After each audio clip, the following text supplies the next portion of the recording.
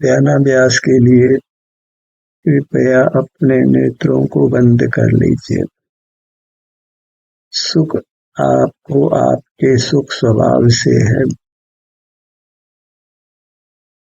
बाह्य पदार्थों से नहीं।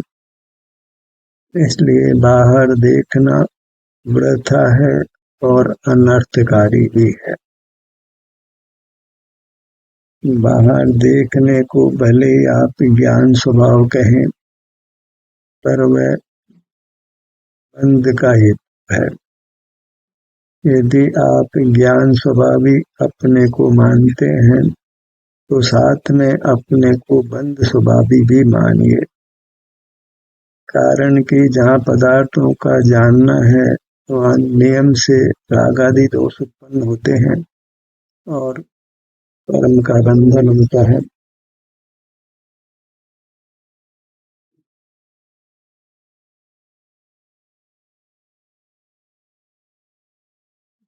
जीव को अपने सुख स्वभाव से सुख होता है।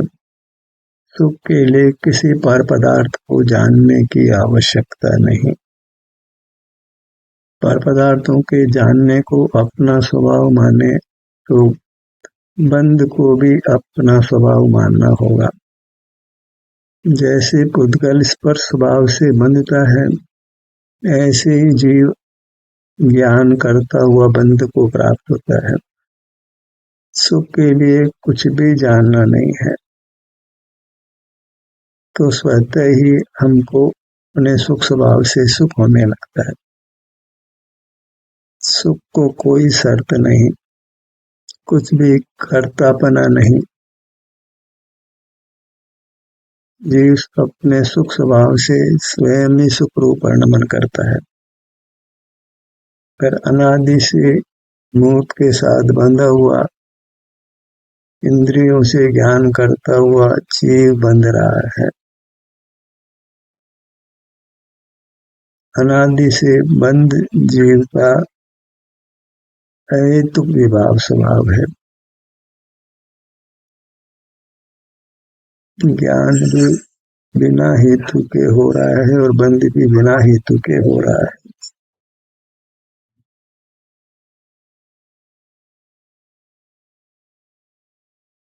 अपना मुख अपनी ओर कीजिए, क्योंकि आप स्वयं ही सुख के स्रोत हैं।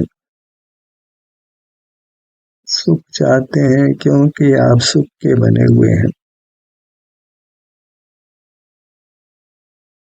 बस बहिर्मुखता से ही सुख नहीं मिल रहा है तो सुख की वांछा हो रही है। बहिर्मुखता नहीं हो तो सुख की वांछा भी नहीं होती है। बिना वांछा के ही सुख होता है। सुख के लिए कोई वांछा की जरूरत नहीं, बस जगत को जानना बंद करना है और सुख स्वमेव होने लगना है। तो सुख का बाधक कोई कर्म नहीं है, सुख का बाधक अपना जानन परिणाम है। उसी से जीव बहिर्मुख होता हुआ कर्म बंध को प्राप्त होकर नाना दुखों को भोगता है। उसका स्वयं का ही जानने रूप परिणाम शत्रु है। अनादि विभाव परिणाम से वह दुख भोग रहा है। अब उसको केवल प्रतिक्रमण करना है, जानने को रोककर अपना अनुभव करने लगना है। वास्तव में तो जानना रोकने मात्र से ही अपना अनुभव होने लगता है। बंध का कारण मिटने पर बंध रुक जाता है और जीव मुक्त हो जाता है। उसका सुख स्वभाव व्यक्त हो जाता है। ज्ञान ने ही सुख को रोका है। ज्ञान रूप बंद कर दिया जाए तो सुख होने लग जाता है। सुखावरण कर्म कोई है तो जीव का ज्ञान रूपी भाव कर्म है। ज्ञान रूपी भाव कर्म को मिटा दिया जाए तो जीव का सुख व्यक्त हो जाता है। वह सुख का अनुभव करने लगता है। जीव सुख मूर्ति है। चेतन नाम ही स्वानुभव का है। इंद्रिय ज्ञान कोई चेतन नहीं है। इंद्रिय ज्ञान जड़ के सन्मुख होकर जड़ जैसा हो गया है। जैसा बिंब वैसा प्रतिबिंब। ज्ञान में पदार्थ प्रतिबिंबित होते हैं, मूर्त पदार्थ। क्योंकि मूर्त पदार्थ अचेतन है तो प्रतिबिंब भी अचेतन जानो। अपने ज्ञान रूपी अपराध से जीव अचेतन समान हो रहा है, सुख से रहित हो रहा है और दुखी हो रहा है। ज्ञान को ही विराम देना है, रोकना है। वही इंद्रिय संयम है जिससे जीव जिनेंद्र होता है, परमात्मा होता है। मुक्ति का कितना सुगम पुरुषार्थ हो गया कि बस ज्ञान को रोकना है, मूर्त पदार्थों को जानना बंद करना है। अमूर्त पदार्थ तो जानने में ही नहीं आते, तो अमूर्त पदार्थों को जानना बंद करना ये तो कोई प्रश्न ही नहीं रहा, क्योंकि अमूर्त तो जानने में आ ही नहीं रहे। जानने में तो मूर्त ही आ रहा है। तो मूर्त को जानना रोक दिया जाए तो सुख का बाधक कारण समाप्त हो गया। इंद्रिय संयम को ही मुक्ति का कारण जानिए, कारण शुद्ध पर्याय मानिए। मुक्ति के कारण रूप पर्याय इंद्रिय संयम है। इंद्रिय ज्ञान का निरोध करना है। एक ही काम और अनंत काल का सुख मिलता है, उत्तम सुख मिलता है, अतीन्द्रिय सुख मिलता है, निर्बंधता मिलती है। जीव अपने अमूर्त स्वरूप को प्रकट कर लेता है, परमात्मा हो जाता है। ज्ञान से ही विरक्त होना है, बारंबार यही करना है, तभी जीव अपने स्वरूप में लीन हो सकता है। बाहर से फुर्सत मिले तो अंदर अपने में रमे। ज्ञान में बाहर में ही इतना रुक गया है कि उसको स्वानुभव की फुर्सत ही नहीं, बंद में ही रुक गया है, बंद से ही राजी हो गया है। जैसे पशु बाड़े में आकर बंद कर ही प्रसन्न हो रहे हैं, तोता पिंजरे में आकर ही प्रसन्न हो रहा है। ऐसे ही हम भी पशु पक्षियों की तरह ही जी रहे हैं, ज्ञान से ही राजी हो रहे हैं। ज्ञान एक पिंजरा है जिसमें विषय सुख मिलता है और वह विषय सुख भोगता हुआ ज्ञान रूपी पिंजरे में रहता है, उससे बाहर निकलता ही नहीं है। ज्ञान को बुरा बता दिया जाए, निंद बता दिया जाए, तो भी वह ज्ञान रूपी पिंजरे को छोड़ता नहीं। विषय सुख का कुछ ऐसा ही रस उसको उत्पन्न हो गया है कि वह बंद को बंद ही नहीं मानता है, अपना स्वरूप ही मानता है। जो बंधन रूप से पुद्गल शरीर मिला है उसी में राज रहा है, उसी को सुंदर बनाने में लगा हुआ है, उसी के सहाय से नाना प्रकार की इंद्रिय ज्ञान करता है, मनुष्य निकाय की चेष्टा करता है और अपने को सुखी होना मानता है। उसको उत्तम सुख की खबर ही नहीं है जो अपने से युक्त होकर मिलता है। परमात्मा को भी मूर्त ही देखता है, मूर्त की ही आराधना करता है। परमात्मा के यथार्थ स्वरूप को भी जानता नहीं।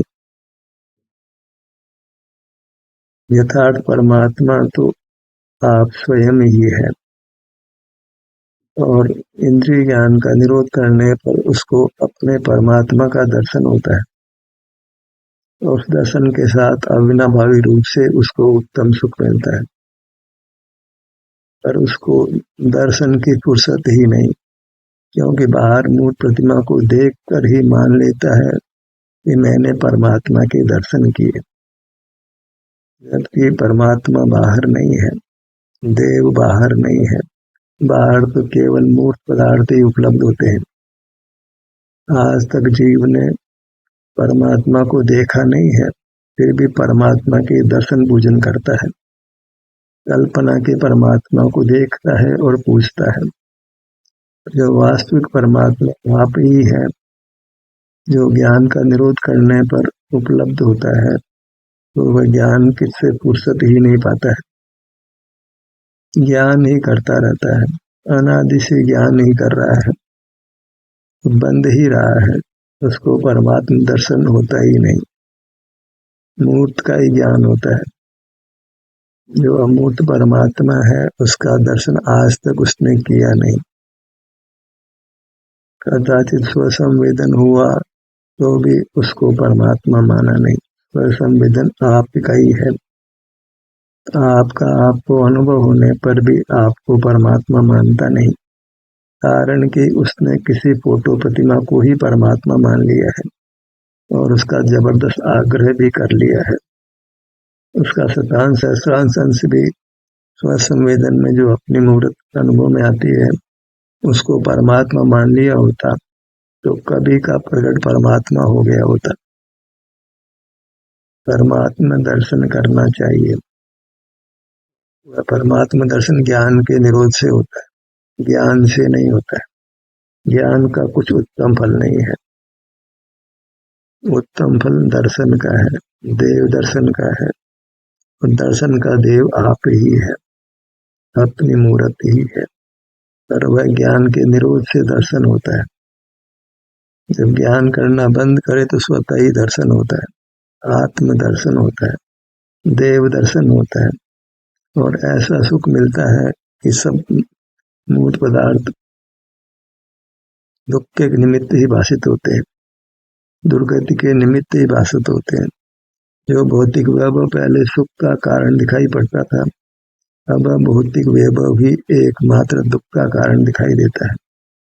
भौतिक पदार्थ दुख के कारण नहीं, लेकिन भौतिक पदार्थों का जानना ही दुख का कारण लगता है। अब भौतिक पदार्थों को जानने में कोई रुचि नहीं, बाहर पुद्गल की रचनाओं देखने का कोई रस नहीं रहा, केवल अपने अनुभव से ही संतुष्ट रहता है। तो उसका अभ्यास करते हैं, अपने ध्यान को अपने मुखमंडल पर लाइए।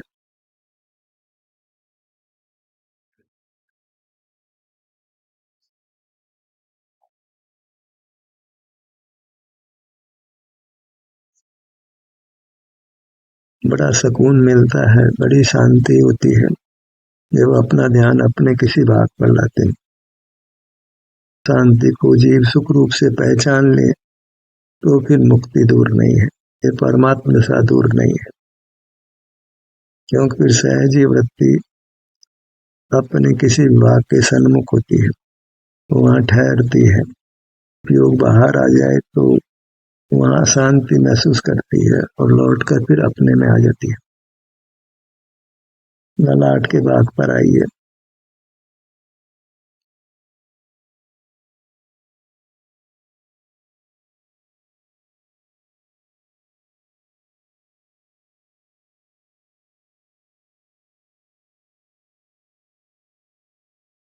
सिर के नीचे का भाग, सिर का भाग भी अनुभव में आता है, ललाट का भाग भी अनुभव में आता है, और वह सहज ही है क्योंकि वह जीव का स्वरूप है। स्वरूप का तिरोभाव हो रहा है कारण कि वह ज्ञान कर रहा है, ज्ञान नहीं करे तो स्वरूप का आविर्भाव समय हो जाता है। विरोधी कारण मिटने पर स्वभाव व्यक्त हो जाता है। भ्रू मध्य पर आइए।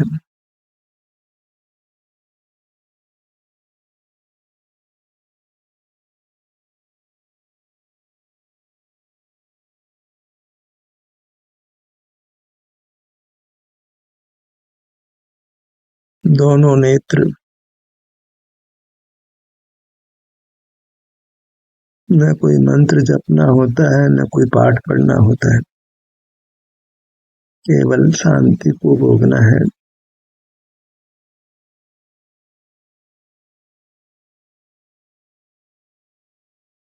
इस विधि से जीव वीतराग होता है, निर्विकल्प होता है, शांति को भोगता है, नूतन कर्मों से नहीं बनता है, पूर्वबद्ध कर्मों से छूटता है। दोनों नेत्र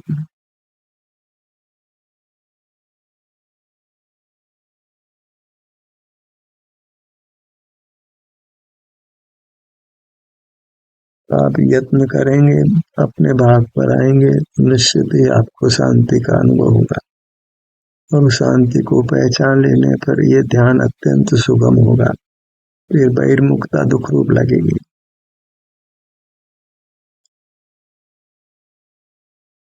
बायां नेत्र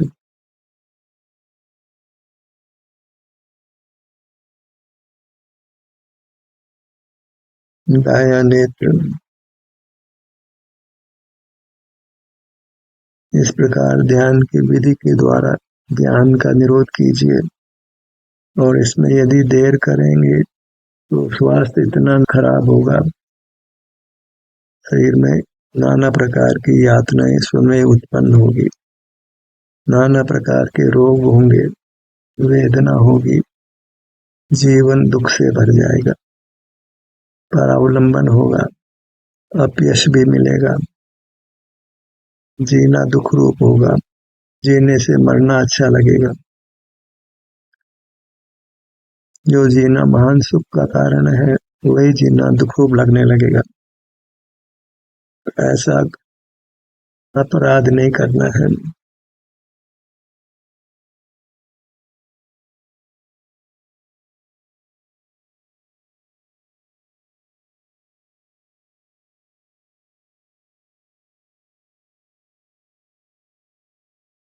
बायां कान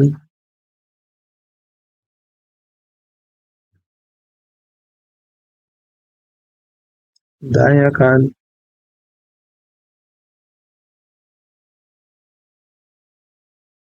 दोनों कान अंगों के नाम सुनने तक तो बिल्कुल सुख नहीं है, क्योंकि वह इंद्रिय ज्ञान है।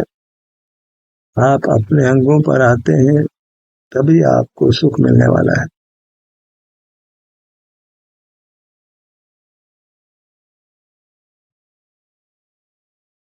नासिका दायां नथुना दायां नथुना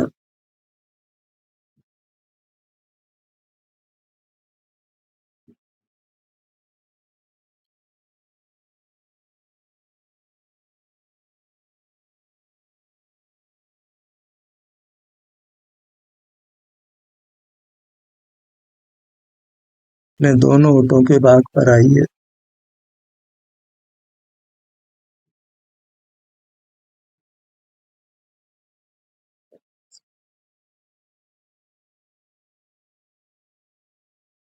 पुनः पुनः अपने भागों पर आते हैं तो हमें उन भागों के प्रति श्रद्धा का भाव उत्पन्न होता है, अपने अंगों के प्रति आदर भाव उत्पन्न होता है, भक्ति का भाव जागृत होता है। इसको अभेद भक्ति कहते हैं और वही मोक्ष का मार्ग है।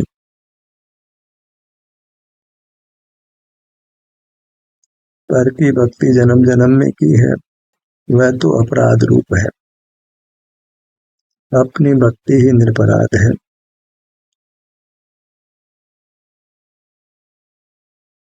परमात्मा किसी अन्य की भक्ति नहीं करते। मोक्ष में पर की भक्ति नहीं है तो मोक्ष मार्ग में भी पर की भक्ति नहीं है। मोक्ष मार्ग और मोक्ष की एकता है।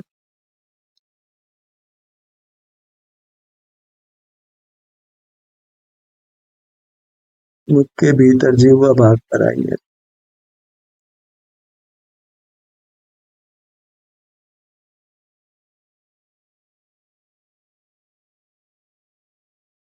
ऊपर तालु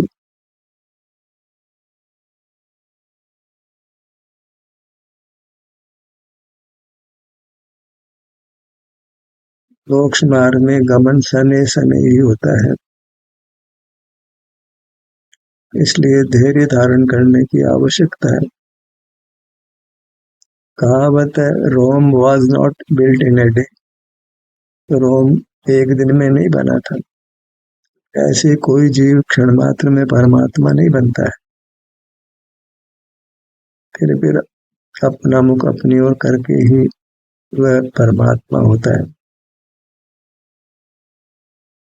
पुनरावृत्ति का नाम ही ध्यान है, स्वानुभव की पुनरावृत्ति। ज्ञान की पुनरावृत्ति का नाम ही आर्त ध्यान है, फिर वही रौद्र ध्यान बनता है।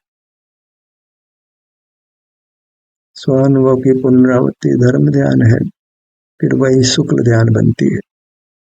फिर जीव परमात्मा हो जाता है।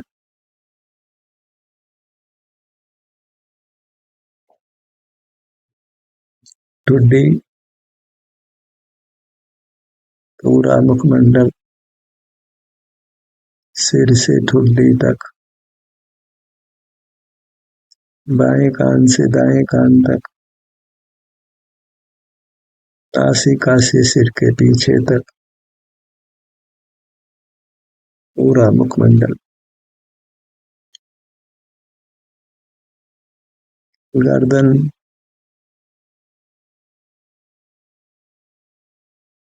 एक ही भावना भाई है कि मैं निरंतर अपने सन्मुख रहूं, अपने विस्तार के, अपने अंगोपांगों के।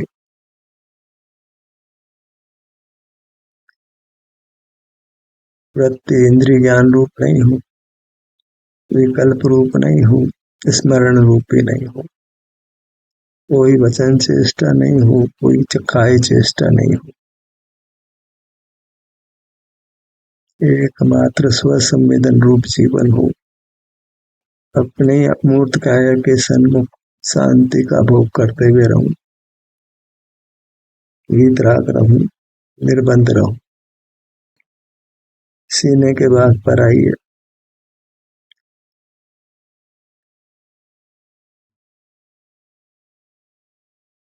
हृदय स्थान,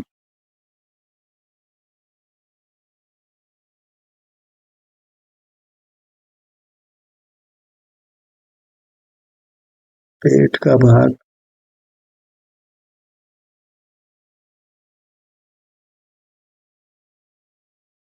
मूर्त अंगों की कल्पना नहीं करना है, अन्यथा आप अमृत को जहर रूप करेंगे।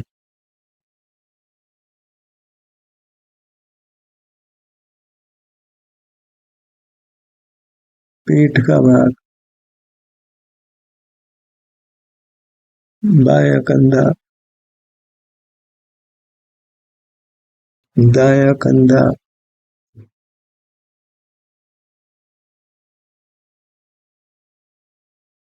दाहिनी भुजा, दाहिनी हथेली, पांचों उंगलियां, कोहनी, बाईं भुजा, बाईं हथेली, पांचों उंगलियां, कोहनी, दाहिना पैर, पगतली, पांचों उंगलियां, घुटना। अपना उपयोग अपने किसी भाग पर आने में कोई समय नहीं लगता है। समय मात्र में आप अपने सन्मुख हो जाते हैं, वीतराग हो जाते हैं, शांति का अनुभव हो जाता है, कर्म निर्जरा होने लगती है। बायां पैर,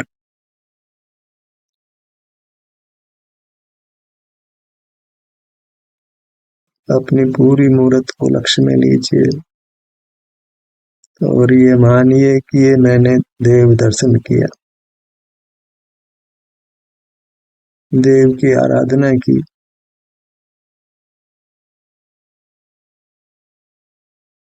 परमात्मा का चरण चंचरित हुआ, परमात्मा की आराधना की, अपने आप को मोक्ष मार्ग में स्थापित किया, अपना ही अनुभव किया। ध्यान का सत्र यहीं समाप्त होता है। आपकी सहभागिता के लिए धन्यवाद।